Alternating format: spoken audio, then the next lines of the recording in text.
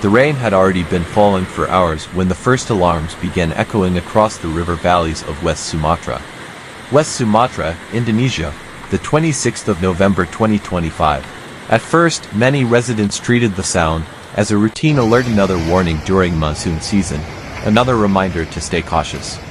But as minutes passed and the sky grew darker instead of lighter, the seriousness of the situation became unmistakable. The air thickened, the rivers gained speed, and the wind carried with it a low roar, a sound residents knew well, the unmistakable rush of water descending from the mountain slopes. For families living near riverbanks, the danger escalated not gradually but suddenly, like a switch flipping from concern to panic. Doors rattled, roofs shook, and throughout the night, messages began flooding social networks. Calls for help, warnings to evacuate, photographs of rising water and cracking earth. Reports would later confirm that between 310 and 470 millimeters of rain fell in barely 72 hours, an extraordinary concentration of rainfall that exceeded what most rivers and drainage systems in the region could sustain. By midday, regional authorities estimated that over 10,000 houses were submerged, and more than 25,000 residents had been evacuated or displaced across 13 regencies and cities placed under an emergency response period. Although West Sumatra itself had not confirmed fatalities at the time of reporting, the wider system affecting Sumatra contributed to several deaths in neighboring provinces, particularly in North Sumatra. Communication issues, blocked roads, and power outages made accurate casualty tracking extremely difficult. As the heavy rainfall pounded the western coastline, the first major river to breach its banks was the Batang, a river known for responding aggressively to intense rainfall. Within hours, the Batang Karangi and other river systems already swollen from previous storms followed suit. In Padang, the Bangik River spilled over, turning streets into fast-moving channels. Video recordings taken by residents showed muddy water submerging parking areas near university complexes. One widely circulated video appeared to show vehicles partially buried in mud near Uinamam Banjal, though official confirmation on infrastructure damage at that exact location remained pending. In Nagari Selir, the Batanguan River erupted with violent force, pushing water through living rooms, tearing away small fences, and sending families scrambling for higher ground. The early hours of the morning revealed a landscape almost unrecognizable. Houses that had once sat on dry land were half submerged. Concrete floors carried layers of mud so thick that they swallowed footprints. Small shops, their metal shutters buckled under the pressure of water, stood silent with merchandise floating inside. Elderly residents had to be carried by neighbors through waist-deep water. Children cried as families tried to calm them while climbing to rooftops or seeking refuge in upper floors. In some areas, evacuation was impossible without assistance from rubber boats or makeshift rafts, assembled from plastic drums and wooden planks. The rainfall did not let up. By the next afternoon, concerns expanded beyond flooding alone.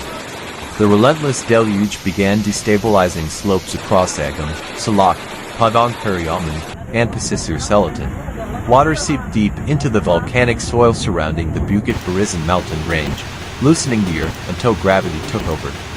Massive chunks of hillside collapsed, triggering landslides that thundered across villages. Videos shared by locals in Agam showed trees tumbling as mud cascaded across roads. Several posts mentioned debris flows descending from areas around Mount Singgalang, including references to Dabo Malalak Utara and Malalak Timur, though these precise details remain unverified through major official channels. What is certain is that Agam Regency suffered multiple landslides that cut off access to entire areas. In Pagadi, no fewer than 10 landslide points were reported, blocking access to the 50-Kota Regency. These blockages left communities isolated for many hours, preventing emergency teams from entering and residents from escaping. Electricity blackouts plunged the region into darkness while telecommunication towers flickered out intermittently. Rescue teams improvised by using small generators and battery-powered radios to maintain coordination, but poor visibility and continuous rainfall prevented the deployment of some heavy machinery.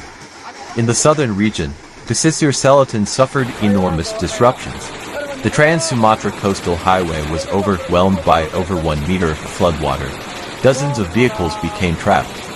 Truck drivers, some who had been traveling through the night, abandoned their vehicles and climbed into the cabs of nearby trucks for safety.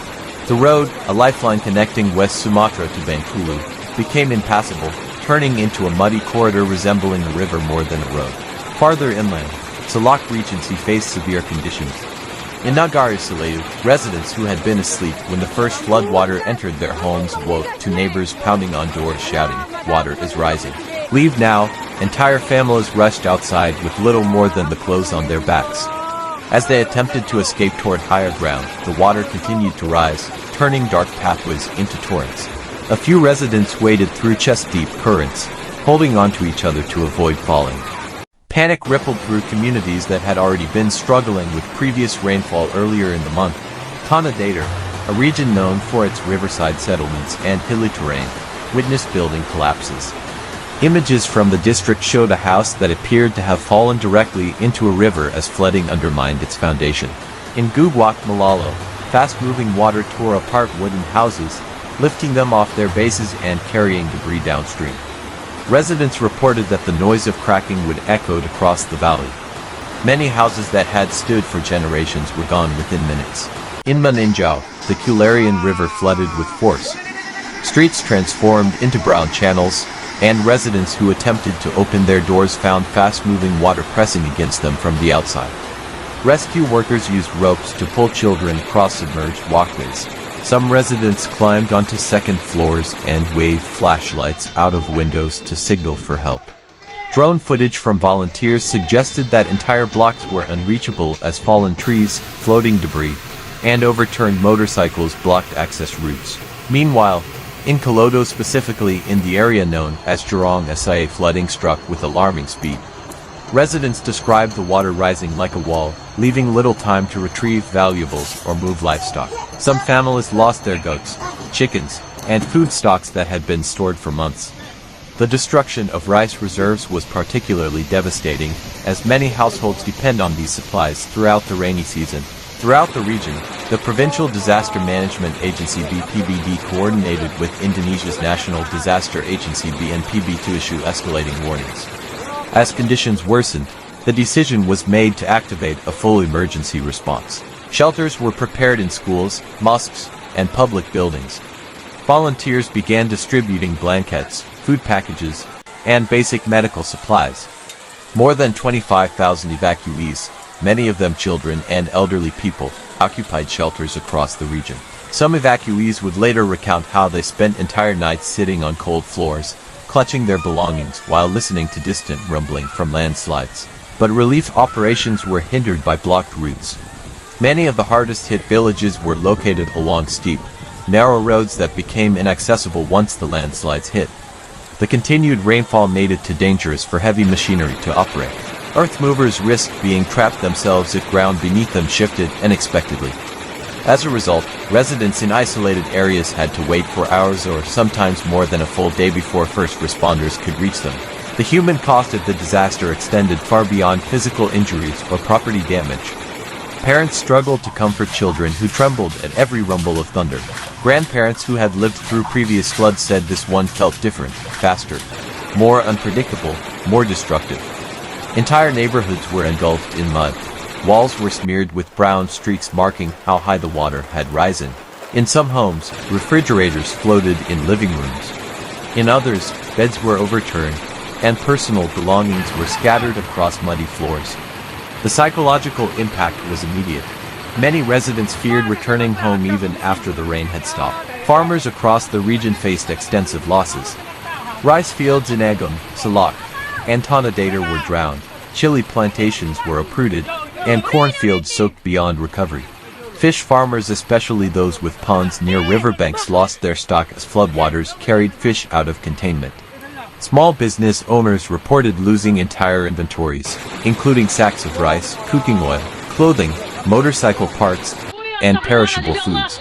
Transportation infrastructure suffered massive damage. Several bridges were declared unsafe, and inspectors noted cracks in foundational supports. Roads leading through mountain passes collapsed, leaving massive gaps across lanes. In some cases, landslides buried road signs and guardrails under meters of soil. Urban areas were no better. Clogged drainage systems caused standing water to persist long after rainfall subsided, turning streets into stagnant pools that threatened public health. Telecommunications disruptions created additional problems. Families trying to contact relatives received only error messages or busy signals. Emergency services struggled to verify reports from remote districts because local informants could not connect. Social media became the primary channel for updates, though information spread through these networks often contained unverified claims. The speed at which rumors circulated made crisis coordination difficult. Some messages exaggerated the extent of damage or the number of homes submerged. Others claimed entire villages had been washed away, though official teams later reported the situation as severe but not as catastrophic as early rumors suggested. Meteorologists described the rainfall event as a convergence of several atmospheric systems, with moisture-laden winds becoming trapped along the coastal mountain range. As warm ocean air rose into cooler high-altitude air, it condensed rapidly, forming dense, slow-moving clouds that hovered above West Sumatra. The result was a prolonged downpour that dumped extreme volumes of water in a concentrated zone. Climate specialists emphasize that such events may become more frequent due to ongoing climate shifts, making the region's mountainous terrain increasingly vulnerable. Despite the devastation, resilience emerged from every corner of West Sumatra. Volunteers from neighboring districts arrived with food and supplies. Youth groups organized convoys of motorcycles to transport medicines through narrow paths impassable to cars. Women at shelters took turns cooking communal meals. Mosque leaders opened prayer spaces for displaced families. And while rescue operations continued, local communities began early cleanup efforts, scooping mud from homes, drying salvaged belongings in the sun, and clearing debris from roads with basic tools. As rain finally lightened on the evening of the 26th of November, residents stepped outside to assess the world around them. Streets remained thick with mud. Rivers continued to flow at dangerous levels. Houses bore scars from floodwaters that had reached windows or roofs. But with clearer skies came some relief. Helicopters could begin aerial assessments, heavy machinery could start clearing landslides, and rescue teams could expand their operations. The November 2025 flooding and landslides in West Sumatra will likely be remembered as one of the most intense hydrometeorological disasters in recent years. With over 25,000 evacuees, 10,000 plus submerged homes, and extensive damage across 13 regencies, recovery will not be quick. Months will be needed to rehabilitate infrastructure, and years may pass before communities fully recover their sense of security. Yet through the destruction, the people of West Sumatra continue to